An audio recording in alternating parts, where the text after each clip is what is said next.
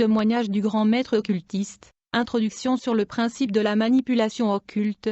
Il est écrit que celui qui pêche est du diable car le diable pêche dès le commencement. J'attends par manipulation la procédure d'utiliser la sorcellerie, le pouvoir psychique, occultique et métaphysique pour influencer, dominer et manipuler la vie d'une personne à des fins préjudiciables, directement ou indirectement. Quand les facultés de notre âme est soumise à la parole de Dieu, nous sommes protégés de toute manipulation satanique, et notre aura qui est une champ magnétique va repousser toute attaque contre notre vie grâce à la lumière qui lui est transmise par le Saint-Esprit. Il y a la manipulation directe et indirecte des puissances démoniaques produisant le même résultat qui est la servitude satanique. Par conséquent, la manipulation directe est une attaque psychique projetée contre une personne spécifique avec un plan mal intentionné. La manipulation indirecte est comme un piège mortel tendu à tout le monde. La manipulation fonctionne à travers la loi occulte de l'homogénéité métaphysique, qui stipule que celui qui vit dans le péché est susceptible de tomber dans le piège du diable et devenir victime. Dans les sciences médicales médiévales de la physiognomie ésotérique, également appelée la psychologie du soi supérieur, l'esprit de l'homme a 4 facultés fondamentales, facultés par lesquelles l'esprit humain transmet la conscience à notre corps matériel brut. C'est un fait absolu dans l'univers que la nature ultime de l'homme transcende la tiraille de la terre. À cette fin, la Sainte Écriture révèle que l'homme est un être tripartite ayant l'esprit et l'âme et le corps. La conscience de l'homme dans ce monde par lequel il pense, il parle et agit, est originaire de son esprit, et cette conscience est transmise à notre corps physique à travers les 4 facultés fondamentales de l'esprit. Quand ces 4 facultés fonctionnent normalement, notre vie manifestera la justice, la paix et la joie. Ceci permet au Saint-Esprit de nous protéger, car à travers le rayonnement constant du Saint-Esprit dans notre vie, le champ magnétique de notre esprit qui est l'aura sera en mesure d'expulser toute attaque externe des entités subtiles comme les démons. Néanmoins, chaque fois qu'il y a manque d'harmonie entre ces 4 facultés fondamentaux de l'esprit,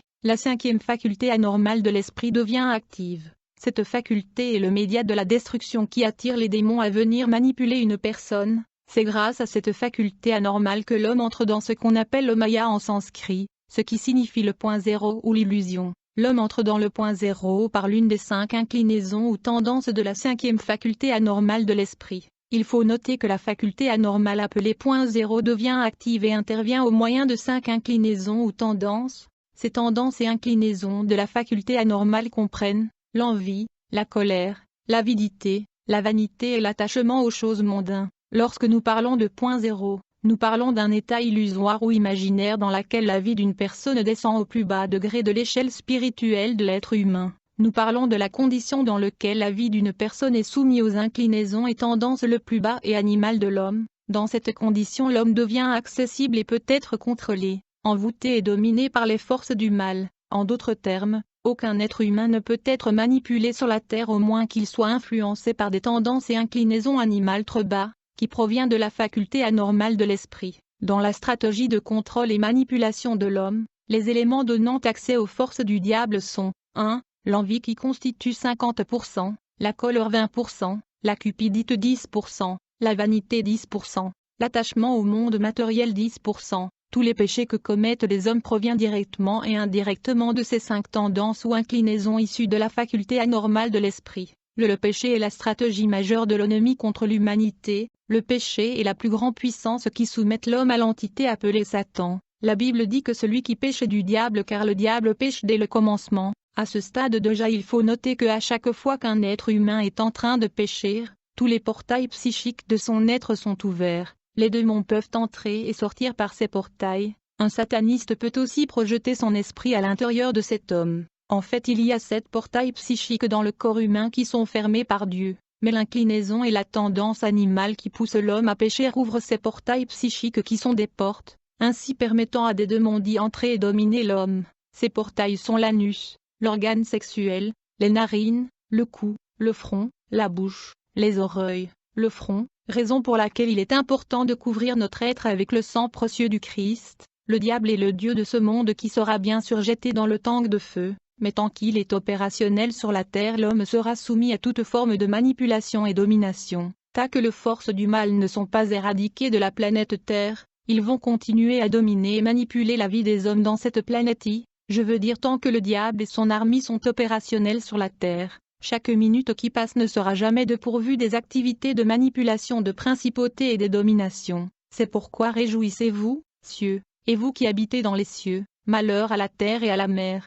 Car le diable est descendu vers vous, animé d'une grande colère, sachant qu'il a peu de temps. Le diable est conscient du facteur appelé temps, par conséquent il manipule le monde en mode d'accélération. Chaque minute qui passe sur la terre est remplie des manipulations démoniaques et des mouvements métaphysiques de la puissance ésotérique. Ces manipulations ont lieu avec une rapidité dont la vélocité est conçue par le dieu de ce siècle qui est Lucifer, afin de suffoquer l'humanité par l'entremise de la satisfaction des désirs mondains. La dimension physique et qui est la planète Terre est une région dans laquelle se déroule la guerre, la bataille et le combat spirituel. Même les païens ont la guerre dans leurs portes, parce qu'ils obéissent aux démons, et ils sont par conséquent en guerre contre leur Créateur. Les chrétiens sont en guerre contre les principautés et les dominations. La vie de l'homme sur la terre est une bataille dans tous les aspects, et dans chaque guerre il y a les champs de bataille. Nous savons qu'il y a une guerre invisible, un combat spirituel, mais plusieurs ne savent pas où se situent les champs de bataille et le front de guerre. La Bible dit qu'il y eut guerre dans le ciel. Michel et ses anges combattirent contre le dragon. Et le dragon et ses anges combattirent, mais ils ne furent pas les plus forts, et leur place ne fut plus trouvée dans le ciel. Et il fut précipité, le grand dragon, le serpent ancien, appelé le diable et Satan, celui qui séduit toute la terre. Il fut précipité sur la terre, et ses anges furent précipités avec lui. Nous devons comprendre que pendant que nous dormons la nuit nous sommes dans une période de guerre, parce que les forces du mal intensifient leur activité. La puissance de la sorcellerie agit sur les hommes soit lorsqu'ils sont au point zéro dans le péché, soit lorsqu'ils sont en train de dormir. Les disciples de Jésus sont appelés à dormir moins que ceux du dehors, mais à veiller et prier. Il est écrit, veillez et priez, afin que vous ne tombiez pas dans la tentation. L'esprit est bien disposé, mais la chair est faible. Les chrétiens doivent dormir 6 heures au lieu de 8 heures. La Bible dit que quand les gens dormaient, son ennemi vint, sema de l'ivraie parmi le blé, et s'en alla. Mon initiation dans l'occultisme. Notre monde, la planète terrestre, est une dimension qui est soumise à des attaques psychiques et des manipulations des puissances de Satan, mais ceux qui croient en Christ auront toujours la victoire dans chaque bataille. Il n'y a que 2 classes de personnes ici sur cette planète. La première classe de personnes sont les disciples de notre Seigneur Jésus-Christ, qui vivent tous les jours dans la conscience pratique et la reconnaissance de la perfection du Christ. Cette classe d'êtres humains est spirituellement perçue à l'aide du 3e œil ayant une grande lumière dans leur front, et dans mes opérations et missions sataniques, j'ai remarqué que les disciples de Jésus-Christ ont généralement 3 apparences. À chaque fois que je viens combattre et lutter contre les chrétiens, j'ai remarqué que ces gens sont semblables à des piliers de feu, qui projettent une fumée épaisse capable d'étouffer, d'enchaîner et de détruire la force des esprits maléfiques et les agents des forces de l'obscurité. Deuxièmement, j'ai remarqué dans la dimension spirituelle que les chrétiens résident dans un champ de feu qui les entoure et les protège contre toute attaque et préjudice du monde de Satan. Troisièmement, j'ai constaté que les chrétiens sont spirituellement dans un océan de sang qui est le sang de Jésus-Christ leur maître. La seconde classe de l'humanité sont les gens qui sont privés de la vie de Jésus-Christ. À moins que Jésus-Christ soit au centre de votre vie, vous êtes définitivement désespérés dans ce monde. Sans Christ vous êtes perdus dans le péché. Sans Christ vous serez perdus dans l'éternité. En effet, sans la lumière du Christ le monde entier est dans la méchanceté. Ainsi, la deuxième classe de l'humanité comprend tous ceux qui adorent Dieu sans Christ, ainsi que ceux qui croient au Dieu, force cosmique, esprit universel tel que Tao, Vishnu, Sugmad, Nirvana, Krishna, etc.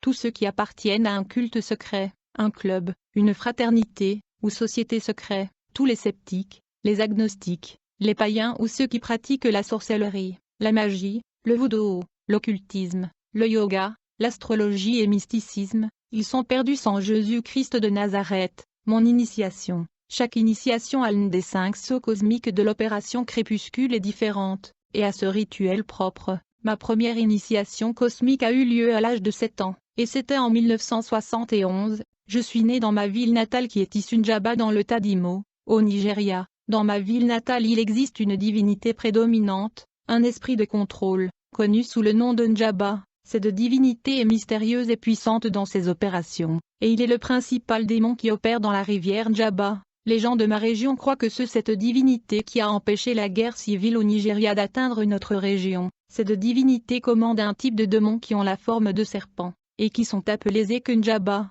qui sont considérés comme des serpents sacrés dans ma région, et dans ma ville natale. Ces serpents visitent les gens et vivent avec eux sans les nuire. Même les petits enfants jouent avec ces serpents qui ne mordent que des étrangers. Avant mon initiation dans le pratique occulte, je me voyais régulièrement dans le rêve en tant que commandant de ces serpents. Mon initiation inconsciente a commencé dans des rêves, quand je n'avais que 3 ans. C'était en 1967, plus précisément au début de cette année. J'ai commencé à avoir des rêves étranges. Dans chacun de ces rêves, c'est comme si j'étais un grand python sous le fleuve, qui commandait différentes formes de reptiles, d'oiseaux, et des créatures aquatiques ainsi que les serpents appelés Ekunjaba. Quand je me retrouvais dans cette forme de python dans le monde des eaux, j'ai rencontré souvent des entités et des esprits étranges et mystérieux qui m'appelaient maître. Je suis né dans cette vie pour fonctionner comme un agent principal de puissance invisible. Je ne devais jamais divulguer mes rêves ou mon contact avec ces esprits maritimes aux hommes naturels de notre monde. Au cours de la guerre civile nigérienne qui a eu lieu de 1967 à 1970,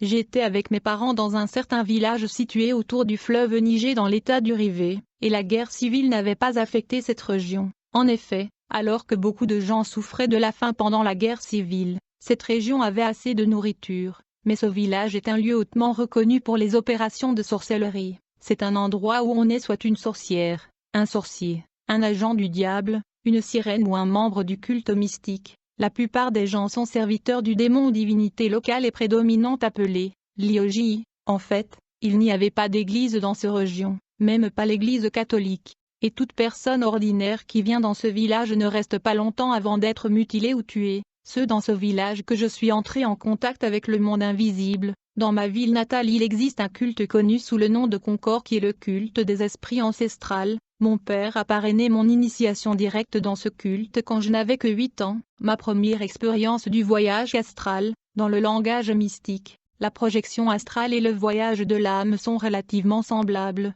car les deux sont centrés sur les expériences hors du corps. Cependant, alors que la projection astrale a trait à un voyage spirituel dans les royaumes des eaux, de la terre, du feu et le royaume astral, le voyage de l'âme est un voyage spirituel dans les royaumes occultes supérieurs au-delà du royaume astral. Pendant la projection astrale ou le déplacement de l'âme, le corps subtil de l'âme, qui est une réplique psychique du corps physique, est séparé du corps matériel brut par l'application des techniques occultes surnaturelles avancées. Ceci est la projection métaphysique interplanétaire. Après la séparation avec le corps physique, je pouvais alors me déplacer dans d'autres domaines et mondes invisibles, en conservant mes sens, ma conscience, mes sentiments, ma vue, mon audition et mes émotions. Mais dans un tel état de séparation, le corps subtil de l'âme restera connecté au corps physique brut à travers une essence psychique intérieure appelée cordon d'argan. À la mort, ce lien de connexion est finalement coupé par lequel le corps de l'âme ne retourne pas au corps physique. Ma première expérience de la projection astrale consciente dans le monde des démons a eu lieu en 1971 au mois de novembre. C'était ma première fois de voyager consciemment à l'extérieur de mon corps. En effet, c'est de cette façon que j'ai été directement initié dans le premier saut cosmique de l'opération du crépuscule. Il arriva qu'une nuit, en novembre 1971, j'avais une expérience. J'ai eu quelque chose comme un choc électrique sur tout mon corps alors que j'étais encore réveillé sur le lit. Immédiatement après ce choc, je me suis retrouvé debout devant mon corps. Par la suite, j'ai commencé à courir dans un grand tunnel rempli d'ossements. Il s'agissait d'une projection astrale dans sa première étape. Comme je courais à l'intérieur du tunnel sombre, j'ai entendu les voix de plusieurs êtres spirituels qui étaient les démons élémentaires, qui me disaient « Bienvenue. Bienvenue ». Je n'ai vu aucun d'entre eux à cause de l'obscurité, mais j'ai continué à courir jusqu'à ce que j'arrive à l'autre bout du tunnel. Quand je suis finalement sorti de l'étrange tunnel, il y avait une lumière vive. Dès que je suis entré dans la lumière, j'ai vu une entité se tenir devant moi, et avec lui il y avait 120 sorcières puissantes. La tête de cette entité brillait comme une grande lumière. Les Écritures avaient déclaré, et pas de merveille, car Satan lui-même est transformé en un ange de lumière. Cette entité dont la tête était légère, se présenta à moi comme Gopinatha. Il m'a ensuite informé qu'il était un maître ascensionné du royaume de Dieu, qui a apparu seulement pour me bénir et m'ordonner aussi bien que pour devenir mon guide spirituel. Ce démon supérieur Gopinatha m'a dit qu'il avait apparu à des mystiques en Amérique et en Europe en tant que Saint-Germain. Après s'être présenté, Gopinatha a souligné qu'un temps voulu, je serai mis au courant de ma mission et opération. À partir de ce moment, Gopinatha est devenu mon guide spirituel dans le mystère occulte. Après cette introduction, le démon me donna un cœur humain que je devais consommer. Après cela il m'avertit de garder nos activités strictement personnelles et confidentielles, jusqu'à ce que je devienne maître et je reçois l'autorisation de révéler certaines vérités dans le cadre de la promotion de cet ordre mystique. Ensuite, j'ai donc prêté serment de garder les secrets. La conséquence de la rupture de ce serment était la mort immédiate dans les 72 heures. Puis Gopinatha frappa ma tête avec sa main gauche, comme résultat je me transforma en un python. Puis nous sommes tous allés dans une dimension où je repris la forme humaine. C'est là que j'ai pris l'engagement de servir le diable. C'est plus tard que j'ai compris que ma première initiation cosmique a eu lieu dans le désert de Gobi en Afghanistan, et les sorciers qui étaient présents étaient des sorcières d'Abramelin. Ma première initiation cosmique, le même jour dans le désert de Gobi, des milliers d'esprits cosmiques et des agents du diable furent témoins de mon initiation au premier saut cosmique, qui a été mené par Gopinatha en présence du maître des sorcières d'Abramelin. Au cours de la cérémonie d'initiation, Gopinatha m'a demandé de mâcher le cœur humain. Je l'ai mâché et j'ai immédiatement reçu le pouvoir d'entendre la langue des esprits des royaumes occultes. Alors que l'initiation était en cours, il y avait un feu au centre de notre rassemblement, et on me demanda de danser autour du feu, ce que j'ai fait. Ensuite j'ai traversé le feu brûlant 7 fois. La moitié de mon corps de mon côté gauche fut lavée avec le sang humain. Le même sang fut utilisé pour oindre mes yeux et mettre un sceau sur mon front. À partir de ce moment j'ai commencé à utiliser mes yeux pour projeter des rayons et attaques psychiques contre des personnes. Après avoir lavé la partie gauche de mon corps, un démon appelé Gora s'est levé au milieu des esprits. Ce démon est un transporteur du sceau d'Evik 333 de l'opération du crépuscule. Dès qu'il se leva, il reçut un sceau secret, et par l'ordre de Gopinatha il entra et occupa le côté gauche de mon corps. À partir de ce moment, ce démon appelé Gora est devenu ma deuxième personnalité, pour m'assister dans les missions et opérations astrométaphysiques des puissances des ténèbres. Ce démon fut instruit par Gopinatha de demeurer en moi jusqu'à ma deuxième initiation. À partir de ce moment-là je fus surnommé Gora dans le monde des esprits. Cependant dans toutes mes initiations dans les 5 sauts cosmiques, le côté gauche de mon corps fut habité par tour de rôle par différents esprits. Ainsi de 1971 à 1992 lorsque j'ai été entièrement délivré par la puissance de Jésus-Christ, je n'ai jamais vécu totalement comme un être humain, je vivais comme un humain avec mon côté droit, et comme un démon avec mon côté gauche. Néanmoins, après mon initiation j'ai encore une fois été transformé en python, et finalement Gopinatha me transporta vers l'endroit où mon corps physique était allongé sur un lit. Quand il m'a laissé tomber sur le sol, je me suis levé comme un être humain, et j'ai découvert avec étonnement que j'avais 3 parties. Dans mes aspects tripartites j'ai observé que mon corps physique était sur le lit, que mon corps astral était debout, et ma seconde personnalité qui est le démon Gora était à côté de moi avec ma forme particulière dans tous les aspects. Cette étrange expérience occulte prit fin lorsque mes 3 personnalités se sont fusionnées en une seule qui est moi-même, puis je suis revenu à la conscience physique. Mais à partir du moment où je fus habité par le démon Gora, j'ai commencé à effectuer des projections astrales constantes dans de différents mondes et dimensions du royaume de l'obscurité. Quand j'étais dans la forme astrale, je pouvais me transformer en de diverses formes, je pouvais traverser les murs et les matières solides, je pouvais me projeter dans un arbre, dans une personne ou dans un animal ou au-delà des portes verrouillées. Au cours des 21 années de mes opérations occultes conscientes, je vivais totalement dans la méchanceté et dans l'essence négative des manipulations démoniaques. J'étais un expert dans l'art de manipuler les gens de différentes façons pour obtenir ce que je voulais. Parlons un peu du poison astral. D'abord il faut reconnaître que c'est dans ton intérêt de vivre dans la sanctification. Si seulement tu savais le degré de la manipulation infligée sur votre vie grâce au péché vous alliez faire des efforts nécessaires pour en sortir. Quand une poison astrale est lancée par un sorcier, cette poison agira de sorte à vous mettre dans le point zéro, où vous allez être influencé par les tendances et inclinaisons de la faculté anormale de l'âme telles que la colère, l'envie, la vanité, la cupidité et l'attachement aux choses mondaines. Ces inclinaisons et tendances rendent l'homme esclave du royaume de ténèbres, et les hommes sur la terre sont soumis aux manipulations sataniques grâce à ces tendances animales et terrestres qui sont le péché, et peuvent donc être détruites par l'ennemi. Cette poison peut agir en vous pendant plusieurs jours avant de se retirer. Quand une personne n'est pas en Christ il peut vivre 100 années sur la terre il va passer toutes ces années sous la manipulation et domination de l'ennemi. Alors si tu n'es pas en Christ, sache que toute ta vie sur la terre y compris tes études, ton mariage, ton travail peut être soumis à la manipulation de l'ennemi. Mon deuxième initiation cosmique. Ma deuxième initiation cosmique dans le sceau de Cal 666 de l'opération Crépuscule a eu lieu dans le temple de Katamisha. du royaume occulte des eaux en novembre 1975, le démon supérieur appelé Katamisha est le mari de la reine du fleuve Delta.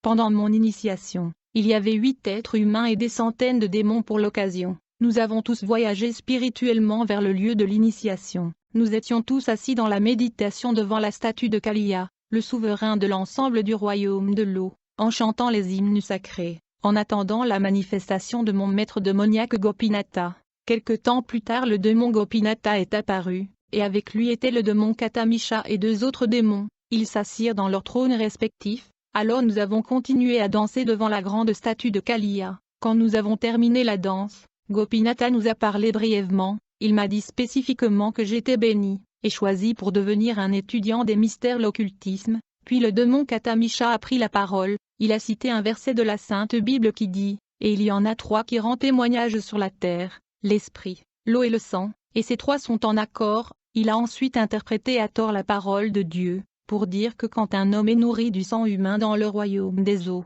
son esprit acceptera que le sang humain relance le pouvoir secret en lui. J'ai donc bu du sang humain, et après avoir bu du sang humain pour le pouvoir, un démon amena un homme qui était enchaîné et nu. Il plaça cet homme devant la statue de Kaliya, le souverain du monde sous-marin. Un autre démon apporta de l'eau et lava cet homme, puis il lui couvrit avec un tissu blanc. Dès que cet homme fut lavé et recouvert de ce tissu, il fut transformé en un bétail. Au fait, il est devenu une vache. Ensuite j'ai récité une prière incantatoire qui suit. Je rends grâce et louange au Seigneur Kaliya, le souverain du royaume maritime, qui m'a donné la chair et le sang de cette vache pour le renouveau du pouvoir. Je jure obéissance à Gopinatha et Katamisha pour ces bénédictions spéciales. Comme je mange cette chair et comme je bois ce sang, je le fais pour démontrer mon engagement, et je promets d'accomplir toutes mes tâches et obligations. Ainsi soit-il. Après cette incantation, la tête de l'homme qui était devenu une vache fut décapitée. Enfin nous avons tous mangé sa chair et bu son sang. Je mangeais seul le cœur de cet homme. Cet exercice marqua ma 2e initiation cosmique dans l'opération du crépuscule. Dans cette initiation, Gora, le démon qui habitait dans mon corps et qui était ma seconde personnalité à la première initiation, me quitta, pour le laisser la place à un démon supérieur appelé Arapian, qui est devenu ma seconde personnalité pour les opérations ésotériques et occultes. Ce alors que j'ai reçu le sceau de Cal 666. À partir de là je fus nommé Arapian dans les mondes spirituels, mais au fur et à mesure que mon initiation tendait vers la fin, quelque chose de mystérieux se passa. Une fumée de feu très puissante, mystérieuse, étrange et épaisse, pénétra au milieu de nous, et aussitôt il y avait confusion parmi nous. C'était vers 2 heures du matin. Cette fumée étrange avait la puissance d'enchaîner tout démon ou agent humain des puissances de l'obscurité. Ainsi, chacun de nous, y compris Gopinatha et Katamisha, se sont efforcés de s'échapper de cette fumée. Pendant que nous étions en train de fuir, Gopinatha a ordonné que nous devrions tracer et localiser la source de cette fumée omniprésente.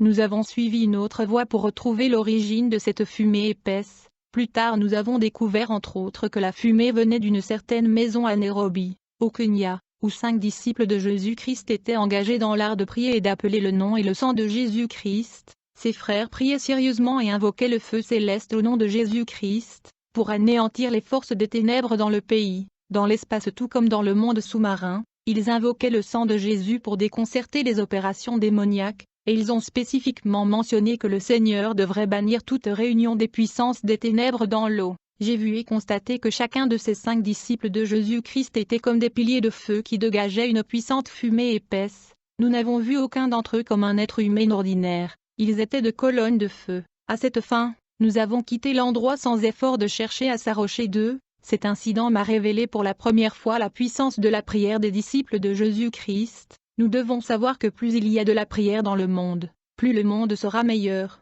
La prière dans une phase de son fonctionnement est un désinfectant, et elle purifie l'air et elle détruit la contagion dans les airs. Le chrétien doit savoir que la prière et la vie sainte sont une. Ils s'organisent mutuellement et réagissent ensemble. On ne peut pas survivre sans un. L'absence de l'un est aussi l'absence de l'autre. Il est écrit dans le livre de l'Apocalypse 8 verset 4, « Et la fumée de l'encens, qui venait avec les prières des saints, montait devant Dieu hors de la main des anges. » Le verset de la Bible ci-dessus est une indication que la prière des croyants en Jésus-Christ fonctionne comme de la fumée. En effet, comme il n'y a pas de pouvoir dans l'univers qui puisse échapper à l'autorité immuable du Christ, il n'y a pas d'opération métaphysique, occulte ou sorcellerie que dans n'importe quel domaine d'existence qui peuvent échapper à l'autorité spirituelle de ceux qui adorent le Père par Jésus-Christ. Il est écrit, mais à tous ceux qui l'ont reçu, à ceux qui croient en son nom, elle a donné le pouvoir de devenir enfants de Dieu, lesquels sont nés, non du sang, ni de la volonté de la chair, ni de la volonté de l'homme,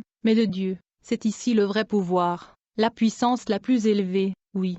Tous ceux qui reçoivent le Christ sont dotés du pouvoir de devenir les fils et les filles du Dieu très haut, l'autorité de vivre et de se déplacer comme un fils de Dieu est la plus haute autorité spirituelle qu'un individu peut avoir dans cet univers. Pendant plusieurs semaines après notre expérience avec cette fumée mystérieuse, mon guide spirituel Gopinath ne m'a pas rendu visite comme d'habitude. Alors que j'étais dépassé, je me posais la question comment la prière de 5 personnes pouvait totalement nous surmonter et bannir nos opérations. Avant cet événement, je ne connaissais rien du pouvoir des chrétiens. Par conséquent, je suis devenu curieux de savoir tout sur les chrétiens et leur pouvoir. Cependant, j'attendais que Gopinath apparaisse et efface tous mes doutes à cet égard. J'ai voyagé dans le royaume de Sat Gopinath par une projection astrale, mais il n'était nulle part ailleurs. Alors que j'avais des pouvoirs occultes, ésotériques et sorcelleriques, j'étais curieux et prêt à découvrir le pouvoir de chrétien et à me soumettre à la source de cette plus grande puissance. En attendant l'apparition de Gopinath, je continuais dans l'art de la sorcellerie et d'autres travaux et manipulations malfaisants avec d'autres agents humains et des démons.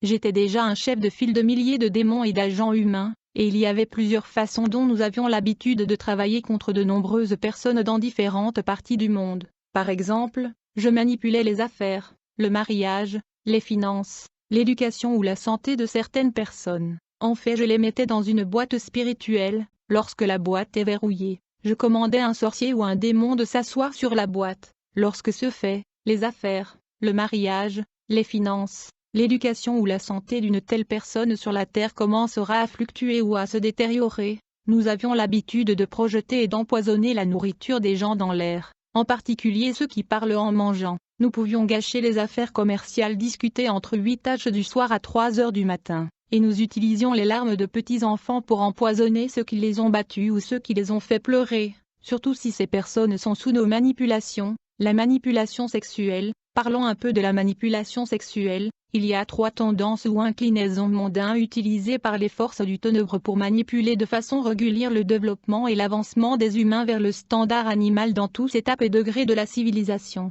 Ces 3 tendances sont appelées inclinaisons animales ou nous allons brièvement discuter de ces 3 tendances ou inclinaisons animales, mais permettez-moi de commencer par le premier qui est le sexe.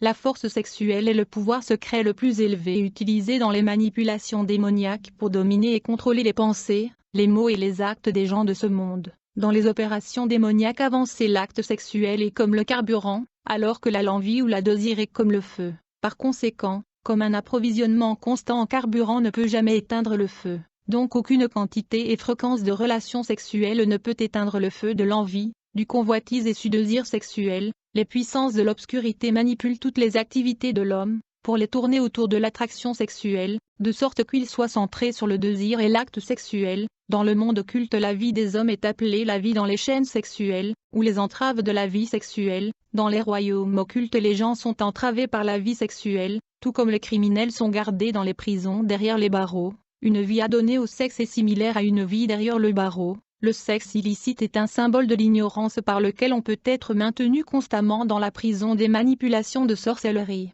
Bien sûr, il y a toujours un sentiment de jouissance pendant l'acte sexuel, ce qui fait que les gens courent après les rapports sexuels, mais ce soi-disant sentiment de jouissance est l'un des plus grands outils utilisés pour dominer une personne et perfectionner les manipulations démoniaques. Évidemment, les gens de ce monde sont grandement avancés dans l'illusion du plaisir sexuel, ils sont trop profondément dans le soi-disant plaisir sexuel, mais il y a eu un plan occulte dans le monde invisible des esprits démoniaques conçus pour manipuler les gens et permettre aux hommes et aux femmes, les garçons et les filles de se livrer à des actes sexuels partout et à tout moment, comme les animaux tels que le chien et le chat. Il y a un agenda dans le monde occulte. Mais laisse-moi vous de dire que tout effort entrepris pour faire progresser la vie sexuelle est un progrès vers l'inclinaison et tendance animale. C'est un progrès qui ne transcende pas la vie sexuelle évidente chez les animaux. Il est écrit dans 1 Corinthiens 6 verset 18 « Fuyez l'impudicité. Quelque autre péché qu'un homme commette, ce péché est hors du corps, mais celui qui se livre à l'impudicité pêche contre son propre corps. Ne savez-vous pas que votre corps est le temple du Saint-Esprit qui est en vous, que vous avez reçu de Dieu, et que vous ne vous appartenez point à vous-même?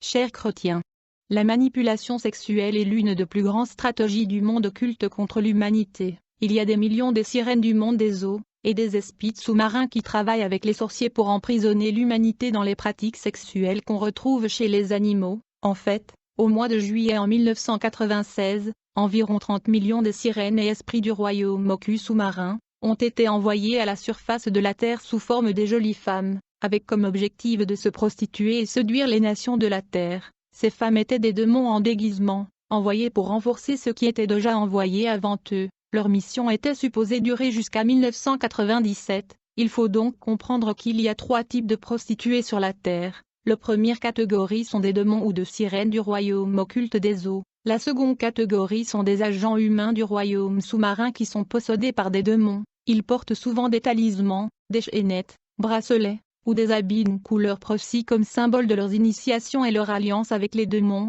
La troisième catégorie ne sont que des êtres humains ordinaires possédés et manipulés par des démons. Certains sont manipulés et envoûtés par des satanistes par l'entremise de la pauvreté, vouloir avoir de l'argent rapide, désir insatiable, cupidité, chômage, tout ceci pour amener l'humanité dans le point zéro et la manipulation. Il est écrit dans Proverbe 6, 25 qu'ils te préserveront de la femme corrompue, de la langue doucereuse et de l'étrangère, ne la convoite pas dans ton cœur pour sa beauté, et ne te laisse pas séduire par ses paupières, car pour la femme prostituée on se réduit à un morceau de pain, et la femme mariée tend un piège à la vie précieuse. Notez que la Sainte Écriture dit que la prostituée tend la pige à la vie précieuse, qui est le sperme. En fait, le sperme est le symbole de l'énergie vivante la plus élevée. Cette énergie pure est si importante dans la vie qu'elle ne doit jamais être gaspillée à tout moment. Il a été fait uniquement pour être utilisé par Dieu comme une bénédiction. C'était en mars 1976, Gopinath m'a enfin paru. Il m'a commandé d'être pleinement préparé à une grande guerre spirituelle contre les chrétiens partout dans le monde. Quand je lui ai interrogé sur le pouvoir derrière la prière des chrétiens, il m'a répondu que pour l'instant je devrais oublier cela. Il a seulement souligné que la bataille contre les chrétiens est notre préoccupation. Gopinath m'a cependant promis que pendant ma 3e initiation, je serais amené à tout savoir, y compris les secrets des chrétiens et ce qu'ils représentaient. Néanmoins, il faut souligner que la fumée épaisse résultant de la prière des saints nous avait perturbés en différentes occasions et en plusieurs reprises. La prière de chrétiens causait une grande confusion dans les domaines des puissances des ténèbres. Conférence astrale dans la planète Vénus. Ma 3e initiation cosmique dans les mystères des royaumes occultes a eu lieu en avril 1979. C'est alors que j'ai reçu le sceau du Shiva 999. Il y avait des esprits supérieurs et inférieurs pour cette initiation dans le 3e degré de l'opération du crépuscule. Il y avait 60 000 catégories des forces cosmiques PRS. Dans ce degré ésotérique je ne connaissais personne qui me dépassait dans l'occultisme, jusqu'à ce que j'ai été choisi pour fonctionner finalement dans la plus haute conscience du pouvoir mystique. C'est lors d'une conférence astrale dans la planète Vénus que j'ai subi cette initiation. La conférence a eu lieu dans la grande ville spirituelle de Roth, dans la planète Vénus, et cette réunion astrale a attiré plus de 300 000 esprits et agents humains de différents domaines. C'était la première fois que j'assiste à une conférence de cette envergure. Mon guide spirituel était présent dans cette conférence. Il m'a brièvement informé que ma question sur le pouvoir des disciples de Jésus-Christ serait abordée dans cette conférence par le souverain du royaume astral de Roth, appelé Elam. Comme nous étions tous réunis dans la salle de mystère, 70 esprits puissants du royaume astral ont simultanément commencé à sonner des trompettes pour signaler l'arrivée du roi démoniaque Elam, le démon supérieur souverain de la planète Vénus. Quand Elam est apparu, il inaugura la conférence par un discours qui était essentiellement centré sur le mystère de Jésus et sa religion. Il a également parlé de ce qu'il appelait l'entité Jéhovah, tout ce que le démon supérieur Elam a dit à propos de Jésus-Christ, les chrétiens et Jéhovah Dieu, et ci-dessous. Voici le résumé de son discours blasphématoire dans la réunion astrale. Dans son adresse, Elam nous a informé que le nom secret de Jésus était Jésus Ajonishim. Il a cité un verset de la Bible qui dit « Et il avait un nom écrit que personne ne connaissait, mais lui-même ». Apocalypse 19 verset 12. Il a déclaré que Ajonishim était le nom secret de la seconde personnalité de Jésus dans sa 2e initiation cosmique de l'opération du crépuscule, et que le guide spirituel de Jésus était alors connu comme Maître Zadok. Elam nous a informé que Jésus souffre énormément aujourd'hui à Kosa, une prison astrale située dans la ville de Roth. Il a dit que c'était à cause des infractions commises par Jésus lorsqu'il était physiquement sur terre. Par exemple, Elam a déclaré que Jésus était une mystique du deuxième saut cosmique de l'opération du crépuscule, qui a finalement rompu le vœu du silence et a commencé à opérer des miracles ouvertement sans l'approbation de la hiérarchie des forces cosmiques. Elam a proclamé qu'en raison de ces grandes et autres infractions mineures, Zadok était habilité à neutraliser les pouvoirs mystiques de Jésus, raison pour laquelle Jésus a déploré et a crié « Mon maître Zadok et les esprits d'Éloi, pourquoi m'avez-vous abandonné ?» Il a dit que c'était la vraie déclaration de Jésus, et que la Bible n'a pas donné un rapport précis en disant que Jésus a dit « mon Dieu, pourquoi m'avez-vous abandonné ?» Elam dit que Jésus restera dans la prison de Kosa pour les 300 prochaines années. Il a également déclaré que Jésus a été jugé dans le royaume astral et jeté dans la prison de Kosa en l'an 70. En outre, il a sérieusement prévenu que le même châtiment infligé contre Jésus est le même châtiment que tous ceux qui ont brisé le serment du silence doivent subir. Ceci est le discours blasphématoire du démon Elam contre le Seigneur et le Sauveur de l'univers Jésus-Christ. Il est écrit, il lui fut donné une bouche qui parlait de grandes choses et de blasphème, et il ouvrit sa bouche en blasphème contre Dieu, pour blasphémer son nom et son tabernacle, et ceux qui habitaient les cieux. Apocalypse 13, verset 5. Elam a continué son discours blasphématoire. Il a souligné que les disciples de Jésus-Christ sont des criminels psychiques, des rebelles et des hommes recherchés. Selon lui, c'est parce que les chrétiens essayent jour et nuit d'utiliser la force de la prière pour libérer Jésus de sa situation. Il a déclaré que c'est une grande infraction conformément aux lois du royaume astral. Il a donc ordonné et instruit chacun de nous à opérer et fonctionner comme la police astrale afin d'appréhender de tels criminels chrétiens, et de les traîner dans le tribunal astral à la présence de Naga, le seigneur de la mort et du châtiment. Elam a déclaré que l'arrestation des chrétiens n'aurait pas été ordonnée s'ils avaient cessé de prier, et s'il avait accepté que Jésus puisse être libéré de la prison au moment fixé par le tribunal astral. Il a également déclaré que la proclamation des chrétiens selon laquelle Jésus-Christ est mort pour les péchés du monde est une offense et infraction. D'après lui, Jésus est mort pour ses propres péchés. Dans cette conférence astrale, Elam a expliqué pourquoi la prière des croyants est comme une fumée épaisse. Il a dit que c'était parce que de telles prières ne pouvaient pas accomplir leur but qui est de libérer Jésus de sa prison astrale. Par conséquent, ceci se transforme en fumée et commence à gêner et perturber les opérations spirituelles officiellement approuvées. En fait, le discours du démon supérieur Elam dans cette conférence était la base logique et philosophique par laquelle je me suis beaucoup battu contre les chrétiens au courant des années, pensant que je faisais un bon travail pour Dieu et pour l'humanité. Enfin, le démon Elam ordonna que nous soyons amenés à la présence de Jésus à Jonishim dans la prison astrale,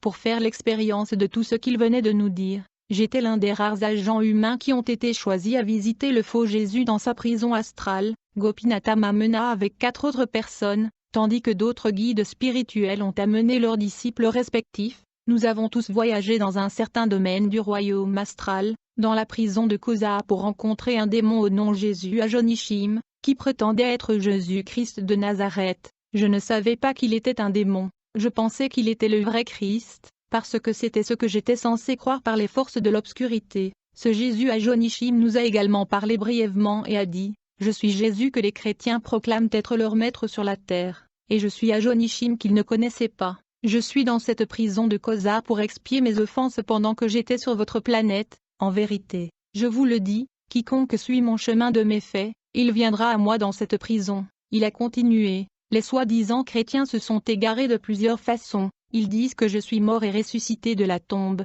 mais c'est un mensonge. Je vous dis la vérité, alors que j'étais sur terre je me suis marié, j'ai eu 4 enfants, j'ai vécu pendant 96 ans, et j'étais mort en Perse.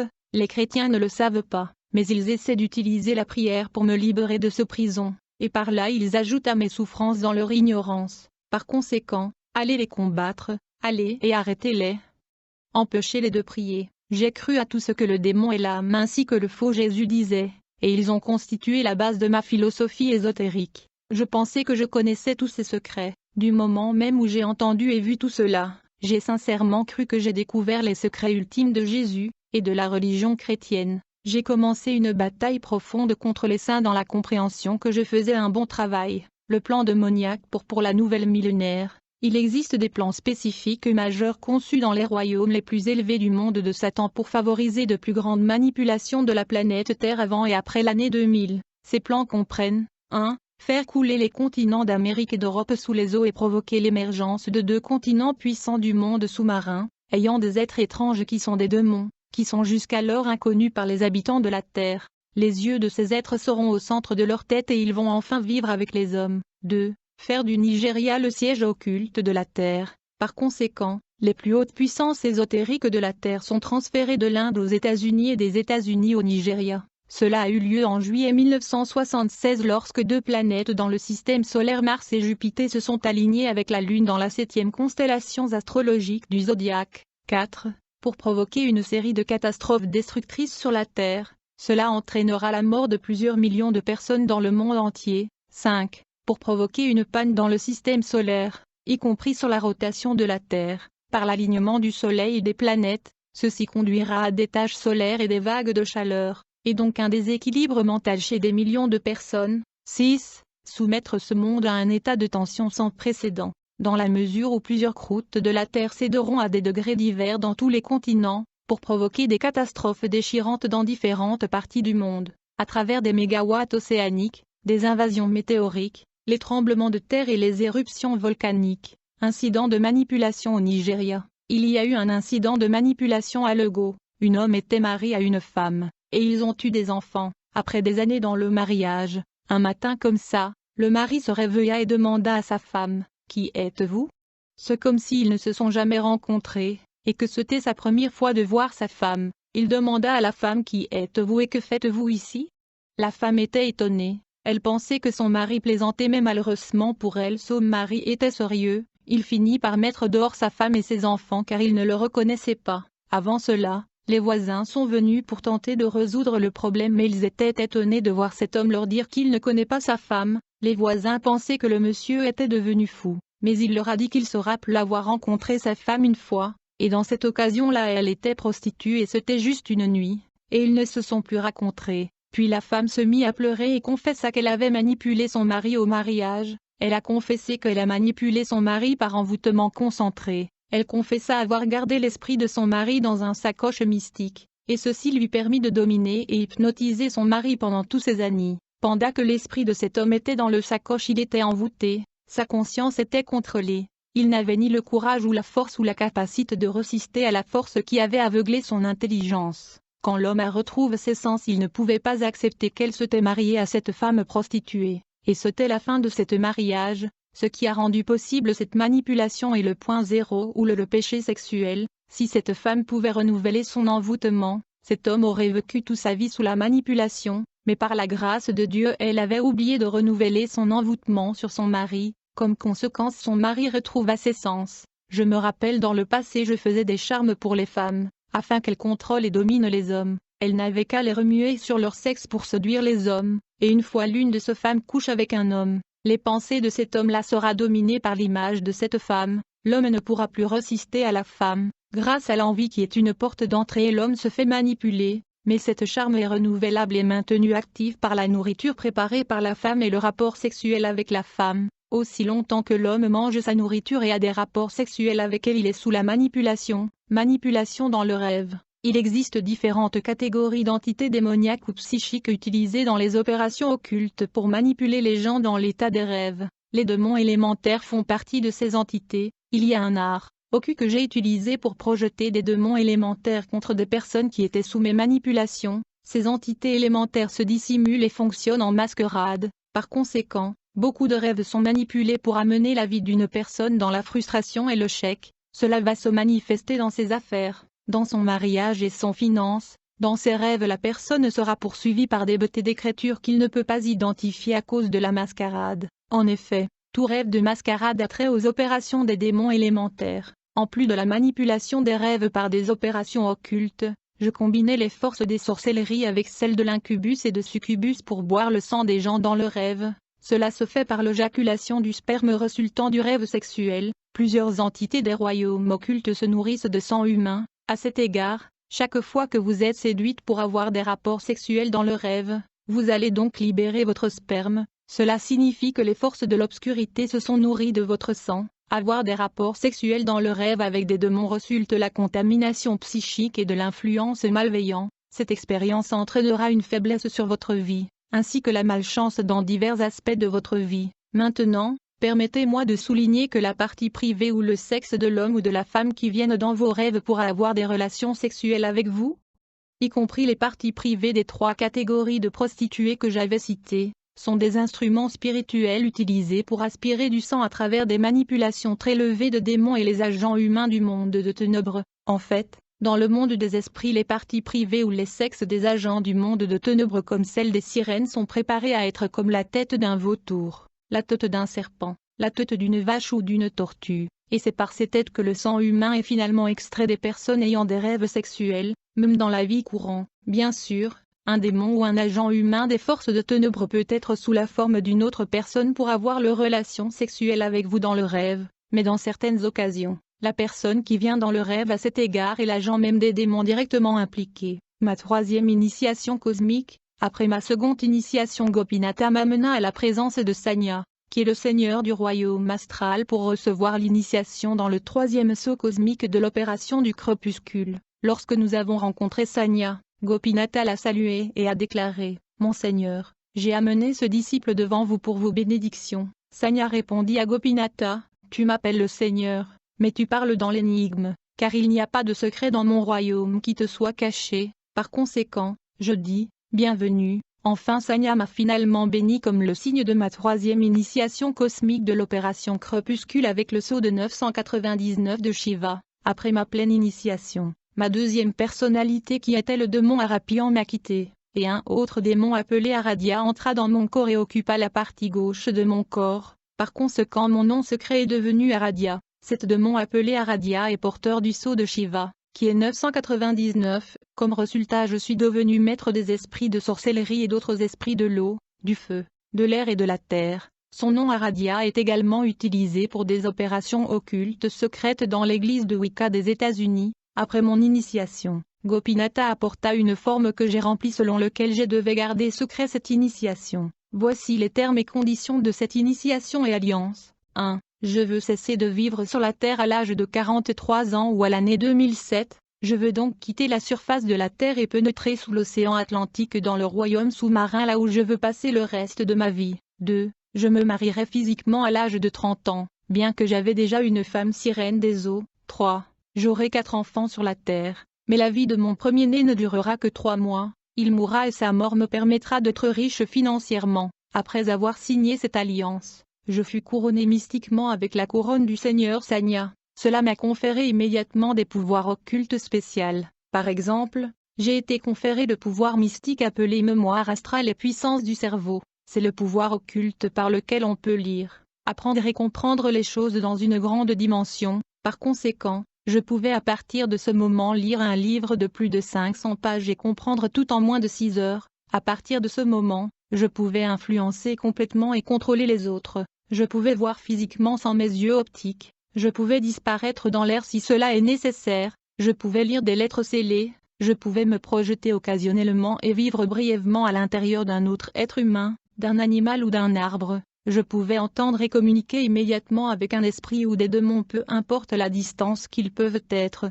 Je pouvais plier un fer ou un acier avec mes yeux. Je pouvais rendre les armes ou les couteaux inefficaces lorsqu'ils sont utilisés sur moi. Je pouvais surmonter les accidents et voyager librement dans l'air, la terre et la mer. Je pouvais utiliser ma 2e personnalité pour apparaître simultanément dans 9 endroits différents en même temps. Je pouvais opérer ou commander la pluie, les éclairs et le tonnerre. Et je pouvais me projeter dans les royaumes astrales supérieurs sans l'aide d'un guide spirituel. À la fin de ma 3e initiation cosmique, j'ai voyagé dans le musée astral pour voir toutes les inventions majeures du passé, du présent et du futur. J'ai vu de nombreuses choses étranges qui doivent encore être inventées sur Terre. Puis je suis retourné sur la Terre, mais quand je suis entré, j'ai remarqué qu'il y avait un anneau dans l'un de mes doigts gauche de mon corps physique, ce que je n'avais jamais vu auparavant. Cet anneau porte le sceau de l'ancien ordre du Seigneur Yima. Il a été mis sur mon doigt pendant que je subissais ma 3e initiation cosmique dans le royaume astral. Je protégeais mon corps physique de ce moment pendant mes projections astrales.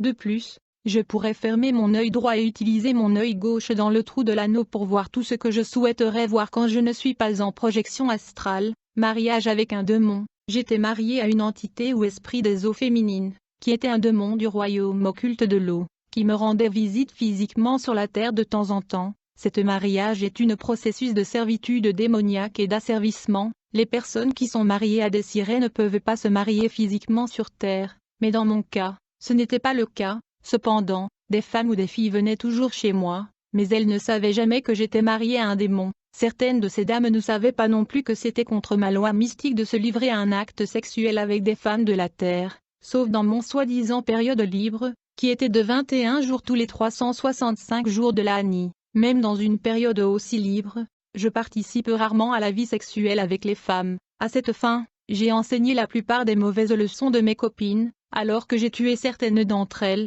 Par exemple, il y avait une certaine dame hautement avancée dans l'art de la sorcellerie noire, qui avait à la fois des parties privées masculines et féminines dans le monde de la sorcellerie. Cette dame est venue et a vécu avec moi pendant 9 mois, mais pendant cette période, je n'ai pas eu de rapport sexuel avec elle. Son plan était de me marier avec elle, alors que ma femme spirituelle la sirène ne l'aimait pas. Cette dame a été initiée à la magie noire par sa mère à l'âge de 2 mois. Par conséquent, cette dame et mon épouse la sirène se sont battus à plusieurs reprises dans le monde des démons. En raison de cela, je n'étais pas content de cette fille. Alors j'ai projeté des manipulations ésotériques plus élevées contre elle. J'ai projeté 10 esprits astrales contre la dame, et dans 5 jours ils l'ont manipulée, et l'ont poussée à se battre avec son frère aîné. Au cours de ce combat, son frère a eu son oreille droite coupée mystérieusement. Manipulation par la colère. La colère est une inclinaison ou tendance de la 5e faculté anormale de l'esprit, utilisée dans les manipulations démoniaques contre l'humanité. Il existe différentes entités psychiques et démons utilisés dans les opérations occultes pour posséder et dominer une personne à tendance colérique. Les démons élémentaires sont également parmi ces entités psychiques. Ils peuvent posséder et dominer la vie d'une personne qui est vaincue par la colère et le rendre esclave. Quand un homme est colérique, il attire directement les esprits maléfiques pour venir lui posséder. Ainsi, il est écrit, « Ne sois point le compagnon de l'homme colère, et ne va point avec l'homme furieux, de peur que tu n'apprennes ses voies, et qu'elle ne soit un piège pour ton âme. Un homme violent excite des querelles,